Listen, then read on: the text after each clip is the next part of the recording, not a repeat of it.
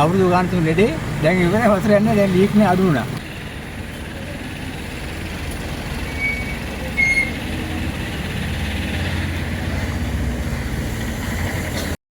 මොකද අවුරුදු ගානක් තුන ලෙඩේ දැන් ඉවරයි වතුර යන්නේ දැන් ලීක් නේ අඩු වුණා.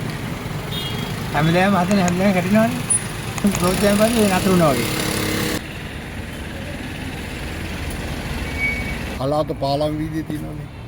හලාත පාලම් වීදියේ හරියට රාමලිංගම් කඩේ ඉස්සරහා වතුර ලීක් වෙන බිම තියෙන ලොකු වෙවියක කළු පාට ලොකු වෙවියක් දාලා තින්නේ. එතනින් වතුර ලීක් වෙන අපි ඉස්කෝලේ යන කාලේ ඉඳලා. දැන් අපටත් දැන් අවුරුදු 60 පැනලා. තාම ඒ වතුර ලීක් වෙන කිසි කෙනෙක් බලධාරියෙක්වත් එතනින් ජල ප්‍රවාහන වැඩසටහන ඔක්කොම යනවා. එතනින් හැම වාහනේම යනවා. ඒක පහු කරගෙන පාගගෙන තමයි ඒගොල්ලෝ යන්නේ.